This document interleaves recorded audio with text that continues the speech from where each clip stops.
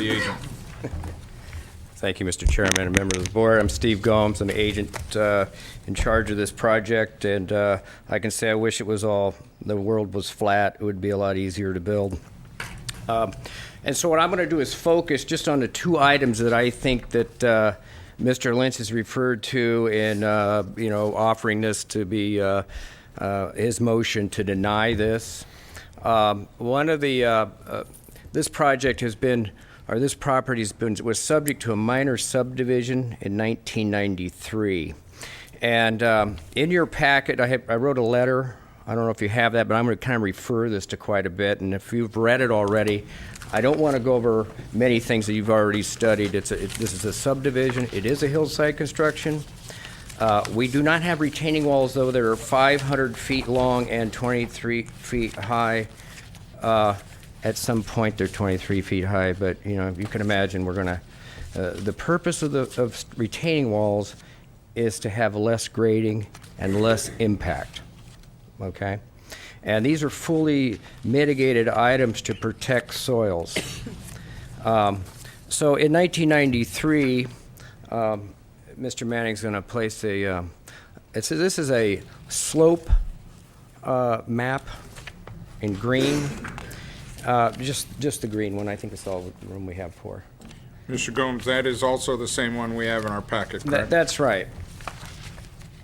You have an 8.5 by 11, and if you'd like, I have a 8.5 by 17. You have all those? Oh, good. Yep. Okay, now you can see them. Thank you. Okay, so what is done here in 1993?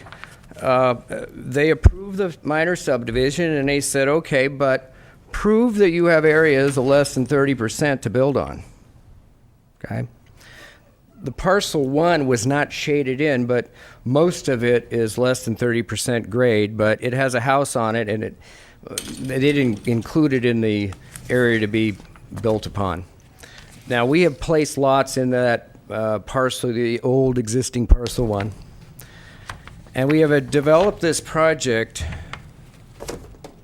based on this map. Okay. So if in the language it says we're to avoid areas of 30% grade, well, it doesn't prohibit us from building in 30% grades. It says to avoid as much as possible and then mitigate what you have to. And I think that this is served by sewer and water. It's our duty to get maximum efficiency out of this property for housing without overdeveloping it. And I think that's what this map is. So I think that the issues that Mr. Lynch brought up about being sensitive to the site, I think this proves it. I don't think we have to go any further than this. I think that staff didn't apply this like we did. And, maybe we should have been in this package sooner, but this is a county document that's their guidelines for us to develop from, and I kind of thought that it would be dealt with that way. So as far as the 4B issue and the sensitive issue, and now it's whether or not this deserves a PD's rezone, well, that's why we're doing this. We're taking advantage of all the less than 30% area we can. And so therefore, we have developed this based with a soils report. In your soil 4B, it says, well, first thing it says in your soils goals, it says that you're supposed to, I'll get to the page. You're supposed to be careful when you're going into these areas. And 4B is actually under the goal number 4. It says the county shall ensure that the limitations of certain soil types are reflected in project design and approval. Well, that tells me I got to go out and get soils reports and engineers, and I got to have this designed accordingly to be safe and for me to determine whether or not it can be built, the feasibility of building it.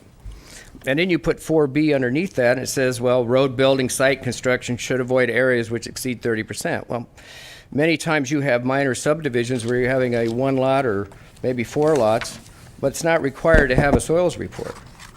And you're going to see that, your general plan is based on all kinds of subdivision, And therefore, if you have the soils engineering, then I think that 4B says that you should avoid it unless there's engineering and mitigation, which we have. I don't, is there any questions that you have as members that I need to go over that I haven't talked about that's Any sticking out? questions from the board at this point to the applicant?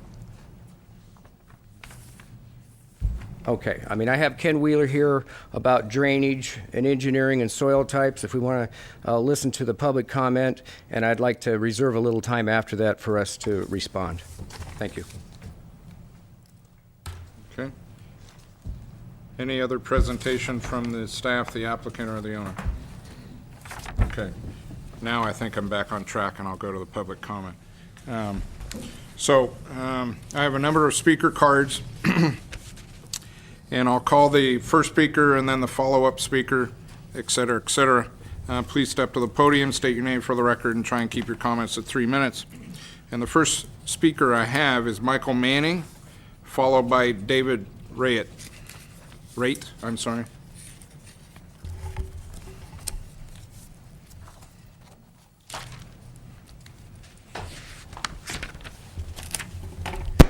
My name is Mike Manning. I am the father of Brian Manning, who is the applicant before the matter before you now. Just by way of introduction, I would like to represent the Manning family and just an overview.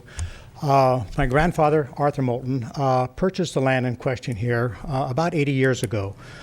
He has been he was a businessman in the lumber industry in the county over 100 years ago, but about 80 years ago, he purchased about 1,000 acres in Largo, and then he purchased our Hopland Ranch a little more than 70 years ago. So my father, Judge Manning in Hopland, was the rancher there, and he was judge in that local community for about 30 years. So by way of introduction, that is who we are. We have been excellent stewards of the land, and we continue to intend to that commitment. My son has inherited a sustainable energy commitment, and that is basically reflected in virtually all of his projects, and it will be extremely obvious when you see the designs that will come of this. Anyway, I just wanted to speak in support and introduce my family to you, and this is a quality development. It'll be a tremendous asset to a community that is, I believe, suffering from economic decline. Even before the current decline for several years, Hopland has, I think, been on a downside. That this will be a stimulus in the best sense of the word to help upgrade the businesses and the aesthetic value of the community of Hopland. Many of the issues that I have heard over a long time that have been a concern, it is my belief that they have been mitigated by my son and his team. I might add also that this land, my father